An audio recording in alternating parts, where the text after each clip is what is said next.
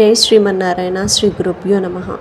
నవరసభరితం నాయనార్ల చరితంలో ఈరోజు 9వ నాయనారైన ఏనాదినాథ నాయనార్ గురించి తెలుసుకుందాం. చోళ దేశంలో ఐననూర్ అనే కుగ్రామం ఉంది. అది అవడానికి చిన్న గ్రామమే అయినా అది జగత్పితరుణ్ణి సేవించుకునే భక్తులకు పుట్టినిల్లుగా వరడిల్లువెళ్ళేది. అలాంటి ఆధ్యాత్మిక గ్రామంలోనే ఏనాదినాథ నాయనార్ అనే శివభక్తుడు జన్మించాడు. అతను గౌడ కులానికి చెందినవాడు. అయితేనేం పరమశివునికి పరమభక్తుడు, ఫలస్థుడు. ఏనాది నాయనార్ పుట్టిన ఐననూరు అరిసోల్ నదీ తీరాన కుంభకోణానికి వాయువ్య దిశలో ఉంది. చాలా సారవంతమైన ప్రదేశం అది. అక్కడ పంటలు సమృద్ధిగా పండుతాయి. దాంతో అక్కడ నివసించే వారంతా దేనికి లోటు లేకుండా శాంతి సౌభాగ్యాలతో జీవనం సాగిస్తున్నారు. ఏనాదినాథర్ గొప్ప శివభక్తుడని చెప్పుకున్నాం కదా. శివభక్తిలో మాయిపోరుల నాయనార్ను కూడా మించిపోయాడు. శివభక్తులే కాదు, ఎవరు విభూతి రేఖలు పెట్టుకున్నా వారిని అందరినీ శివరూపాలుగానే గౌరవించేవాడు. అపరిమిత శివభక్తి సేవ తత్పరుడు. వీరు కోరి తేజ వీరికి అవసరమైతే ప్రాణాలనైనా త్యజించేందుకు సిద్ధపడేవాడు. అలానే చేశాడు కూడా.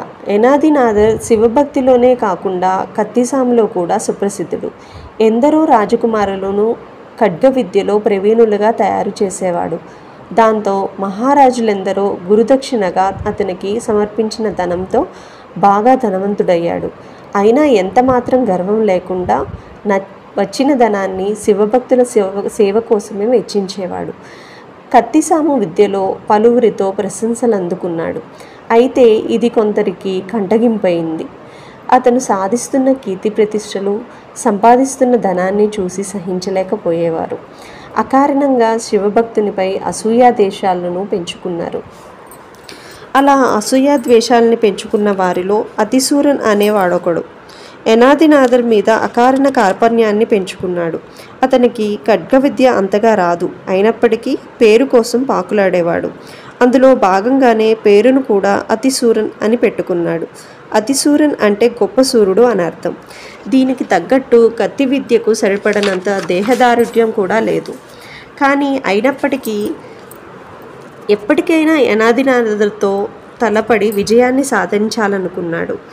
ఒకరోజు తన మనుషులు బంధువులతో కలిసి నాయనార్ ఇంటిపైకి దాడికి దిగాడు. ఇంటి ముందు నిలిచి తనతో కత్తి యుద్ధానికి రమ్మని కవ్వించాడు. చాలాసేపటి వరకు నాయనార్ పోనీలే పాపం అని ముందుకు రాలేదు. అయినప్పటికీ కయ్యానికి గాలు తూతున్న పొగరుపోతూ ఎద్దులా రంకెలు వేస్తూ, పిరికి పందా, నీకు చేవ ఉంటే నాతో కత్తిసాముకు తలపడు, లేకుంటే ఓడిపోయినట్టు అంగీకరించి కత్తిసాము మానుకో అంటూ వృధా ప్రేలాపనలు ప్రేలుతున్నాడు. దాంతో నాయనార్ తప్పక పరమేశ్వరుణ్ణి ప్రార్థించి పోటీకి సిద్ధపడి బయటికి వచ్చాడు. ఇక్కడికి దగ్గరలో ఉన్న పొద దగ్గరకు పోదాం పదా అంటూ అతన్ని అక్కడికి తీసుకుపోయాడు. అతిసూరన్ బంధువులంతా ఆ పొదచాటునే పొంచి సమయం చూసి నాయనార్పై దాడికి సిద్ధంగా ఉన్నారు. ఇదేమీ తెలియని నాయనారు పొద దగ్గర పోటీకి నిలుచుని అతిసూరన్ కోసం చూస్తున్నాడు. ఈలోగా నాయనార్ స్నేహితులు కూడా వచ్చి అతనికి తోడై నిలిచారు. ఉభయ వర్గాల వారికి పెద్ద పెట్టున పోరు జరిగింది. ఈ పోరులో అటు ఇటు కూడా చాలామంది చనిపోయారు. ఎక్కువగా అతిసూరన్ వర్గానికే నష్టం వాటిల్లింది. దాంతో భయపడి అతిసూరన్ పారిపోయాడు. అయినప్పటికీ సిగ్గు లేకుండా మరునాడు అతిసూరన్ నాయనార్కు ఒక సందేశాన్ని పంపించాడు. ఆ సందేశ సారాంశం ఇలా ఉంది: ఇతరుల సాయం లేకుండా మనం ఇద్దరమే పోరాడదాం. మన కారణంగా అమాయకులైన ఇతరులు హతులవుతున్నారు. ఎందుకీ అనవసర రక్తపాతం? కాబట్టి ఒక ఏకాంత ప్రదేశంలో మనమిద్దరమే బలాబలాలు తేల్చుకుందామని కబురు పంపాడు. అతిసూరన్ సందేశానికి నాయనార్ అంగీకరించాడు. అతిసూరన్ ఈసారి కపటోపాయంతో నాయనార్ను గెలుద్దామని కుట్ర పన్నాడు. నాయనార్కు ఒక అలవాటు ఉంది.